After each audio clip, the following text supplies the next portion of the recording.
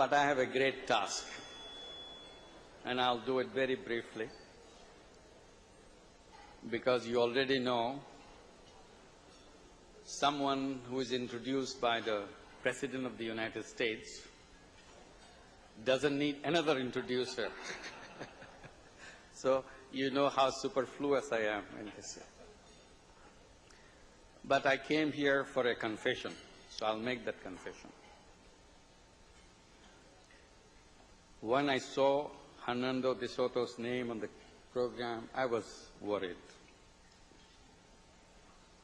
Are they going to put him and me in the same session?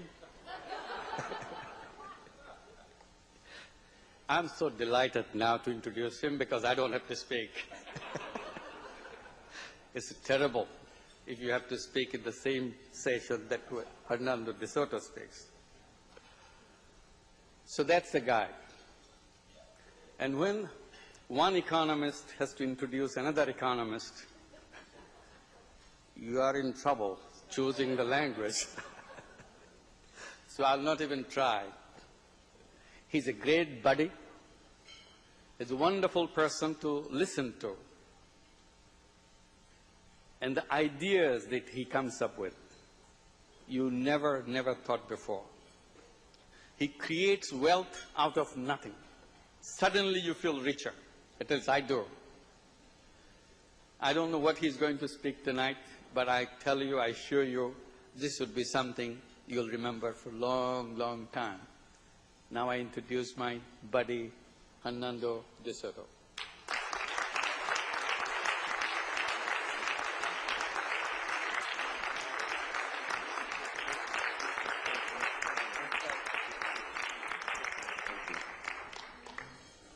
Thank you very much for those kind words, Mohammed.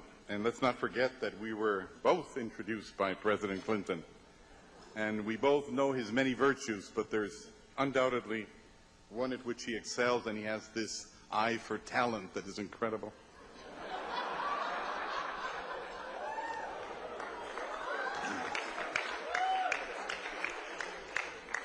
But what he said is extremely important because he points to a frustration that does exist among many of us. And that's why he says, don't lose heart.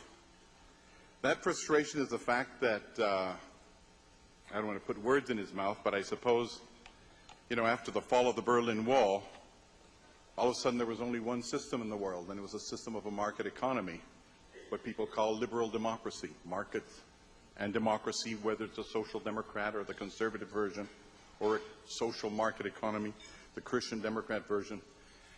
And now we're at it for about 14 years, and that integration that should have taken place has not taken place, at least not to the degree that everybody would want to. Everybody's got different figures. Nancy Birdsall's got wonderful studies on that. Other people are a little bit more optimistic than her, but we're all, in some cases, losing heart. And the question, of course, then is, you know, what went wrong? I mean, we did everything we were told we had to do. You know, we had to stabilize currencies, we had to reduce budget deficits, one had to privatize, and all of these things have taken place, and yet people are marching on the streets, and people are very unhappy. And there is something that actually isn't debated very much, but there is I find a current of opinion that says, you know, this is basically because we are dealing with those very dark problems that are very hard to nail down. They're cultural. And of course, when you talk about culture, it's like saying you don't want to debate it anymore, because if you say culture, what else can you talk about? You know, it's like having a problem, you throw it in a big vase that says culture, and therefore you don't have to explain it. It's just, you guys are different than we are. Some people have come out and said it. You know, people like Samuel Huntington have said that Muslims just don't cut the mustard. And Larry Harrison has said that we Latin American Catholics just don't have those habits, savings and work and entrepreneurship. And people like Charles Murray have drawn curves and said Hispanics have a different curve than Anglo-Saxons. There's all of that.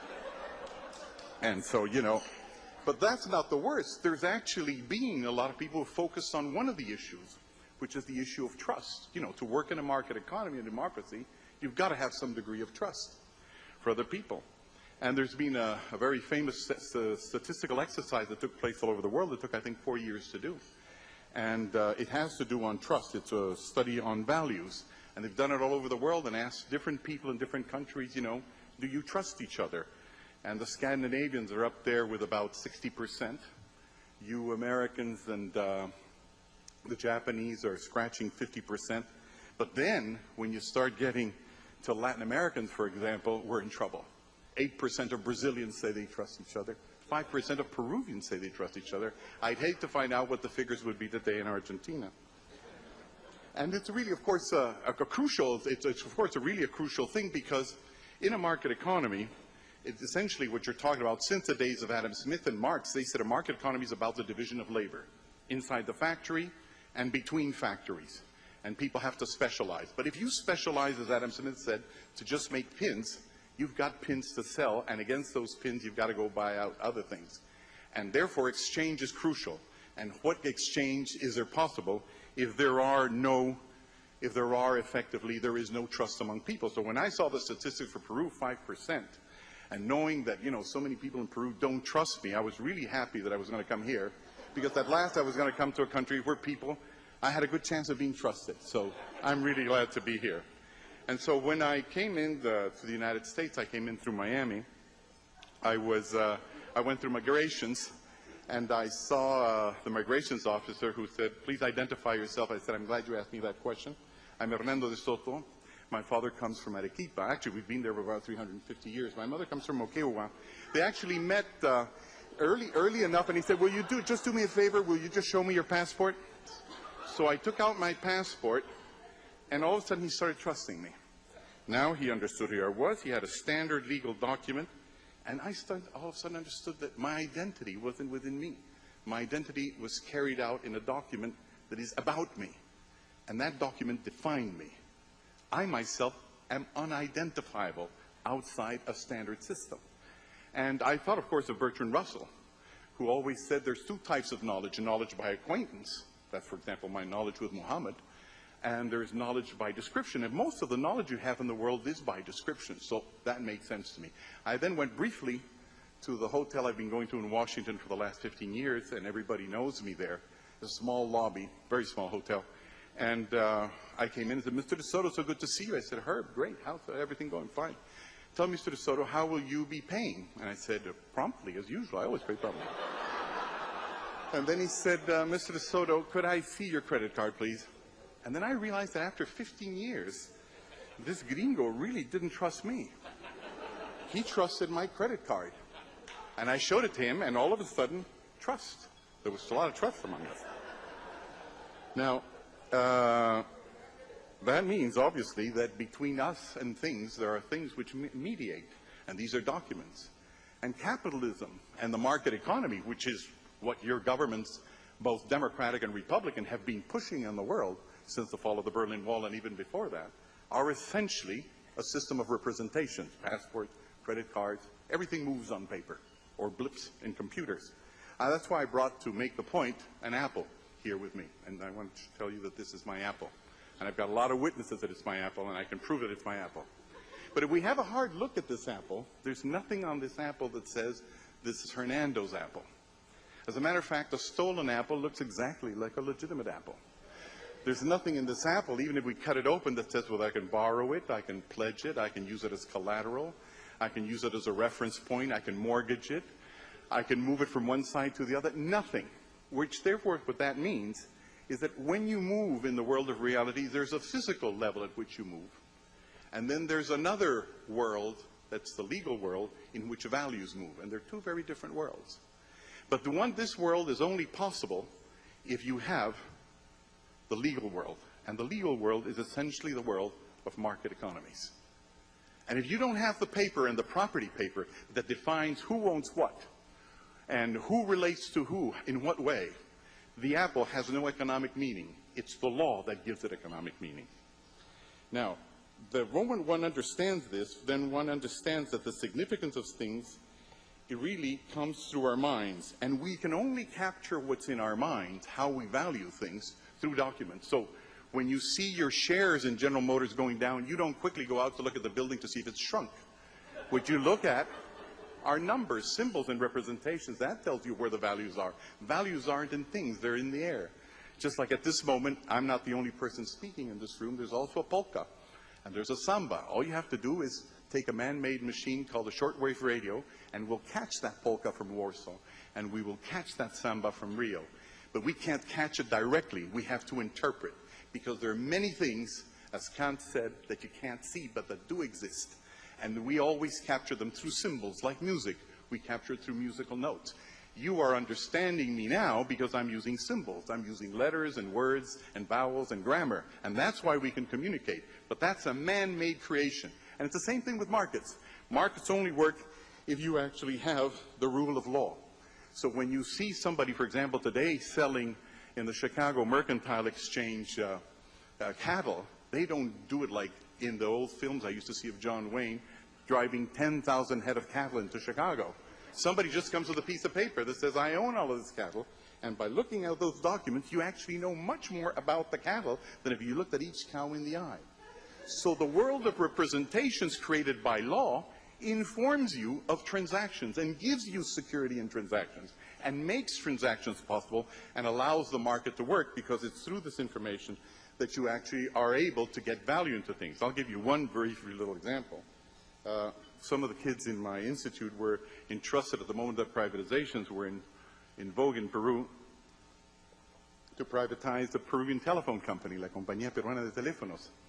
And they found out when they went abroad that nobody wanted to buy it. Nor AT&T, nobody. And that company at that time was valued in the Lima Stock Exchange at $53 million. And it belonged to telephone user, but it was administrated by the state.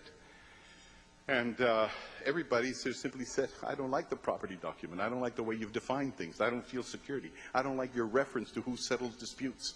So they went back home, and then we started finding out that privatization was all about really defining the property title over state goods.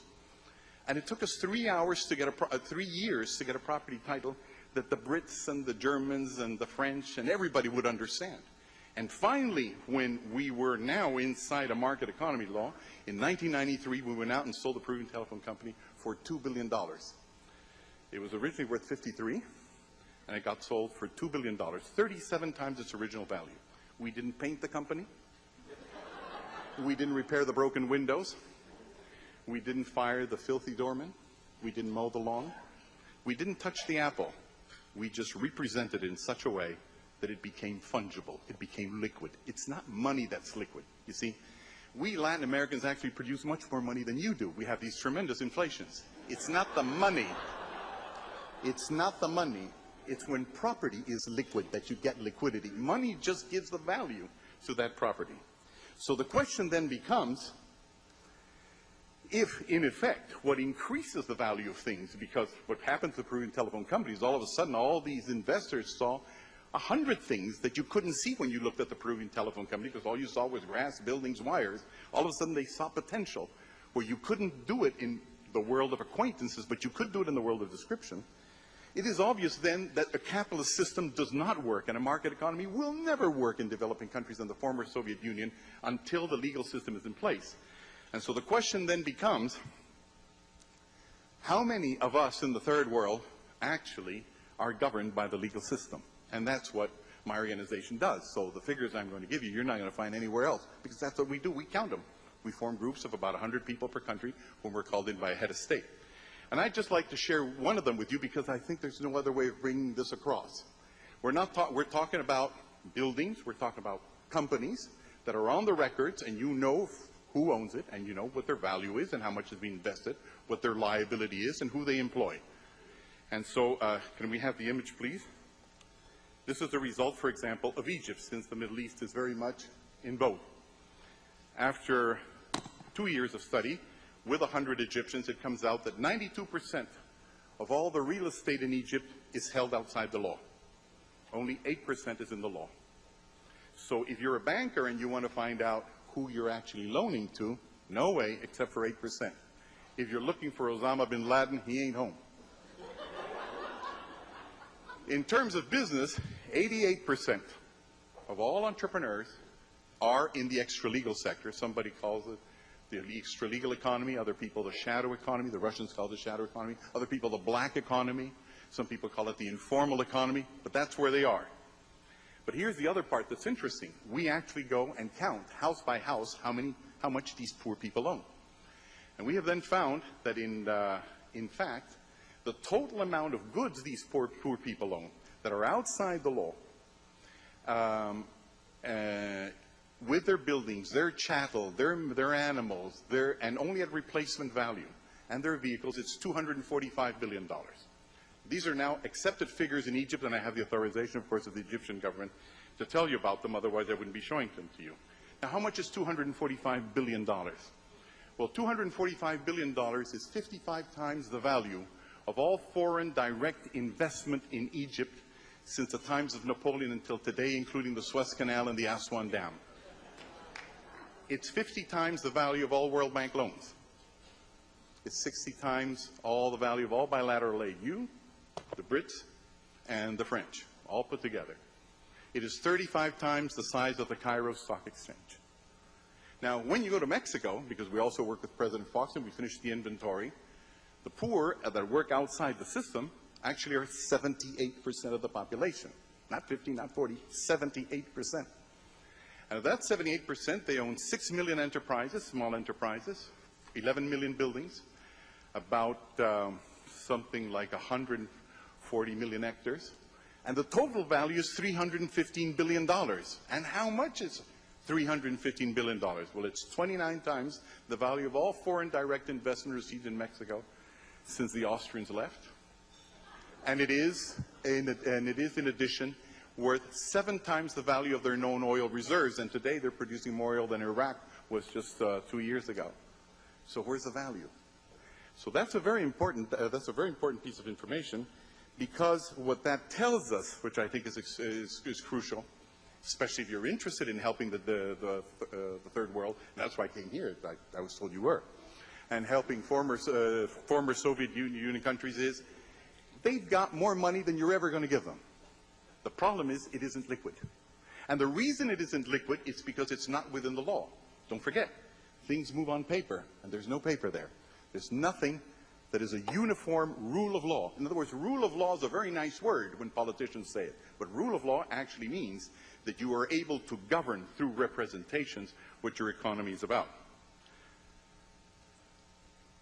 When we're told, you know, there's culture, the Egyptians will never, ever accept a mortgage system or being able to use their property to, for example, mortgage a house.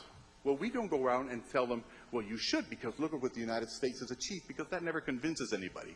Because even us in third world countries think that it's cultural. You don't mind losing houses, we do. That's all we got. It's our precious goods. But when we went to the dark economy of Egypt, a Muslim country, we've done this, of course, in Latin America, and the numbers are very similar, we found out that if you're in the black market, you can, of course, get a loan. And the way it works is by using the check system, which is a very old Arab system. As a matter of fact, the word check comes from Arabic. There were times when there were checks floating around Shanghai, and they really belonged to the Arab world. So they know them very well. And they actually work extremely well. So if, for example, Muhammad wanted to get money from me, I would tell Muhammad, the way it works in Egypt, if we're both in the informal sector, I'd say, fine, Muhammad, how much do you want? You want $10,000? Fine. Sign a check to me, blank. Or we'll put 5 times the amount.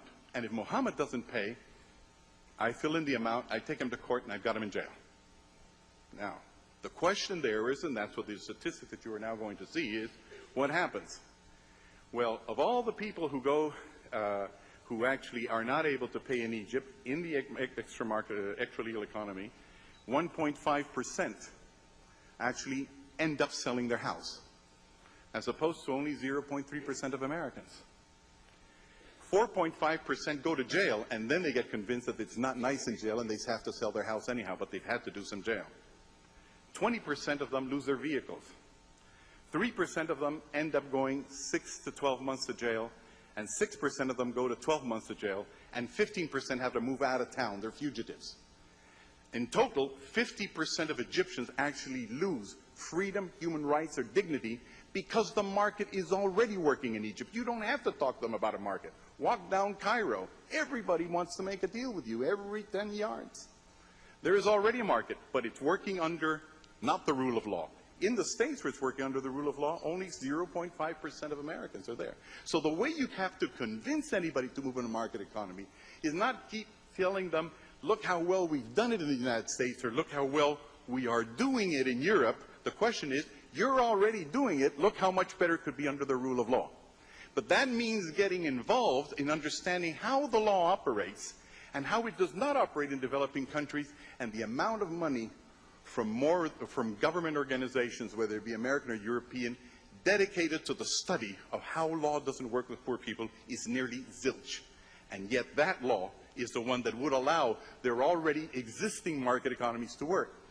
You know, there used to be a time when it didn't really matter, because most of the people that are today in Cairo weren't there. In other words, there's been a huge revolution that's taken place since the 1960s until today. Cairo, for example, has grown 8 times in the last 35 years. Port-au-Prince in Haiti has grown 17 times. Algiers has grown 15 times. Guayaquil has grown 11 times. And all the cities have grown, and all the towns have grown. In other words, what happened to Europeans and Americans about 150 years ago, the Industrial Revolution, Oliver Twist coming to town, is now happening to us. And they've come in because they want to come into the division of labor. No, they didn't follow USAID propaganda.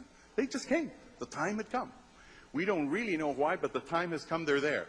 So the people that you used to know only through the Discovery Channel and National Geographic magazine now are in the cities, and if they don't come in, they will do to those cities what the Bolsheviks did in their time.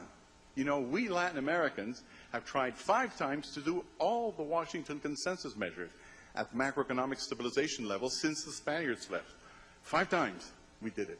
And 5 times we went back to the old system. So not all transitions are possible. And that is what is going to happen now. Now, the interesting thing is the following one. What successes are there? The U.S., of course, is a success. And we've read you up and down. We've seen what you did. I mean, we saw, for example, California. Back about in 1856, when California had been already squatted upon by about 3 million Americans with big red bushy beards, big long guns, and took what wasn't theirs. I think this was Mexican. I may be wrong. Then they settled it, and they made mining claims, and they had 800 extra-legal jurisdictions of mining claims. That was your extra-legal economy. There was a different law, 800 different types of law here just 150 years ago. And it took you 40, 50 years to have a mining law, bring it all together. About 130 years ago, most of the West, there wasn't standard time. It's the sheriff who dictated the local time. You only brought that together about 120 years ago. You had 700 currencies 130 years ago, and you brought them together like we have. Look at the Argentinians. They have at least 60, 70 currencies. So you were a third world country, and you became a first world country because of the rule of law. And you basically legalized your squatters. And you helped poor people come into the system because somehow or other there was a hidden wisdom that if the yeoman wasn't inside the system, it wouldn't hold. And that same formula that worked for you is really the formula that we have to apply in the third world. We're not really different in that sense. And it has served you well. I just want to give one example before I close, because I know I have limits. One of the problems about only seeing North American history or European history, of course, is that the Americans who really understood this died a long time ago. And so, of course, there wasn't much people to talk to at the time of the Genesis.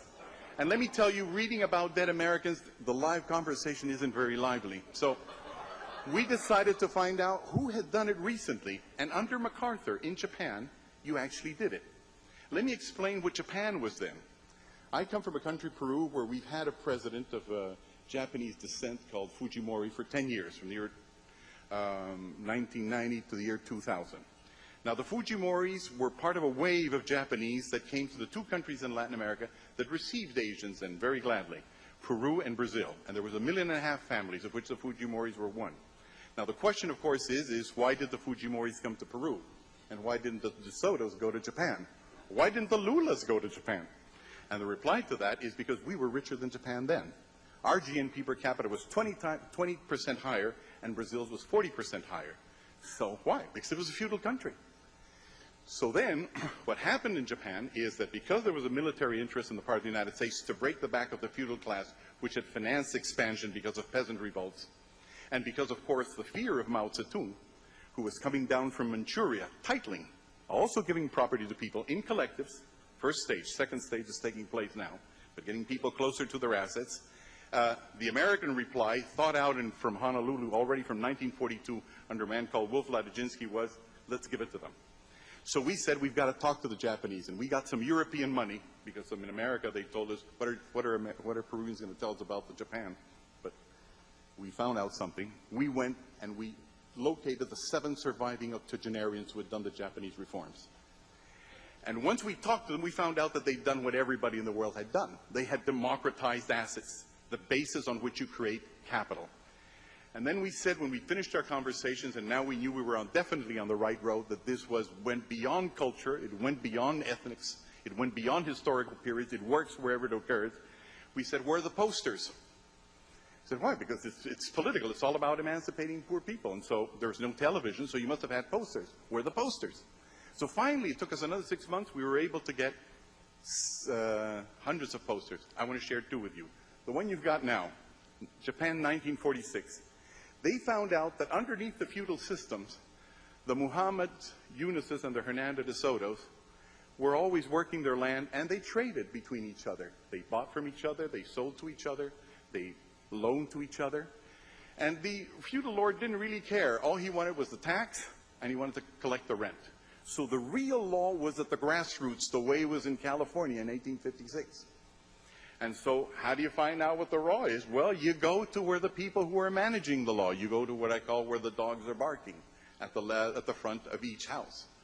And they found out that the Japanese were informally or extra-legally organized the way the Africans are, the Latin Americans, the Russians, and the Egyptians, at the hamlet level and the neighborhood level. And that's why you see that the bottom line there are the rubakus. These are the informal Japanese organizations that basically hold the law on asset distribution, or held it until 1946. And they found that there were 10,900 of them, and they converted them into, with your support of the United States, into land and business commissions. And there you see them pointing to the land, pointing to the business and saying, this is mine, this is hers. That's the genesis. That's where it starts. That's where you form the social contract. There's no way of copying the law of the United States and passing it into Japan. It's got to be born there. It's got to be an agreement among them. And then they elected their leaders. That's the second line. And their leaders basically communicated to the third line, which were their prefectures. Here is the way that we've actually done it. And then the third level passed it on to the government, which then codified it and made the national law. And now that Fujimori's gone back to Japan, he's found a country 10 times wealthier than the one his parents left, 10 times wealthier than Peru, than his parents had left. That's the way it's done. Second poster, and this was photographed on tables where they didn't give us the posters. You see in the right circle on the right, the Meiji Restoration, the old law of Japan being torn up. You see the tables where people were deciding who really owned what, including the old owners, where they were being compensated. You see the new law being written up, and you see that lady with an little old lady with a patch on her shoulder getting a title. It was an anti-poverty program. And that's what happened in Japan, and that's what happened in Taiwan, and that's what happened in South Korea, and that's what also happened in Singapore, and that's what also happened in Hong Kong. And after 40 years, they won over China, because now China is starting its property systems, and poor people, 20% of them so far, not much, are already beginning to are raising their level of wealth enormously, the way they were not before. Now, the reason I'm saying this is because we learned from this, of course, because when we were doing our titling in Peru, is because the Shining Path, the terrorist movement, had also begun to follow the Maoist rule of titling. We just simply out-titled them, and that's how we won the war, because we got the poor people on our side. But I think the important thing is that now, by accident or by will, that all of a sudden you, the United States, have a role in the world at a time when we are all, or many of us, are losing heart, as President Clinton says. The question is, what do you have to do? And there's no formulas that you can really import. You know, in Peru, for example, when about 30 years ago, when everybody had found out that in average a Peruvian bus killed 11 more people than a Swiss bus, a high-level Peruvian technocratic team went to Zurich, got their traffic laws and regulations, translated them from Suiza Ducha to Spanish, and we're still killing about 11 people per bus, more than the Swiss are. It's got to be born from the grassroots. It has to become with democracy. And you're in Iraq, and you're in Afghanistan, and the whole world's looking at you. And the people that are looking at you are also the Samuel Huntingtons, and the Larry Harrisons, and all of those other guys that are going around doing bell curves about which race and which ethnicity is better than the other one, and they're waiting for you to fail, because then they're going to come back and they'll say, you see, it's these Latin Americans, they can't tell time. And it's these, I can't tell you, it's Sharia law, it's the Muslim law, in spite of the fact that when you visit a Middle Eastern country, you can't stop them selling you stuff. But there's the law, there's something mystic, it's the culture, these things that you can't touch, but that sell a lot of books. And if that happens, then the fall of the Berlin Wall, for us of the Third World, and we with the former Soviet Union are 5 of the world's 6 billion population, we will have failed again. And if you come back and say, well, you know, it doesn't matter because the Kremlin doesn't exist, I promise you, something will come and substitute it. Marx had it very right when he said there's such a thing called alienation. Those who are on the outside looking in will find a way of rebelling. The British call it the tall poppy syndrome. When something, only one poppy grows, this is a resistible urge to cut it down, because you can't keep and go. The Irish call it begrudging, and Marx called it alienation. And so the important thing is this. There are lessons. They're the lessons of your ancestors. And of course, you've forgotten about them. I mean, why should you remember them? But if you're interested enough, it's very important to understand that the strength of your nations are your laws and your democratic systems. And you can't just go out and impose what you've got. You've got to find out what they already have. They are already market systems, but they miss the overall law. And whatever you can do to support that is fine. The last illustration I just want to put there is that we think we've caught what your experience was, the one of the French or the German, and we know what stages are required to do it, because that's what's happened in all parts of the world. But I think the important thing to understand now is this. We are all brothers and sisters in this world, but there's 6 billion of us, so there's no way we can know each other. The only way you can trust each other is through passports, is through ID documents, is through track records, is through banking records, is through police records, is through informal organizations, it is through law. That's the only way people that don't know each other can collaborate. And until that gets sorted out, you're only really talking about 10% of the Third World. People like Mohammed and I, we're the westernized people of the Third World. We come, we can talk to you, we know your sense of humor, we can follow your sitcom programs, we laugh at Jerry Seinfeld, we know where you're going. But that's 10% of us. The other 90% are out, and they're not even in globalization. They don't even know what the word globalization is about. They're not even into nationalization. And that's all a problem of law. It's a problem of emancipation, and it is a problem of democracy. Thank you very much.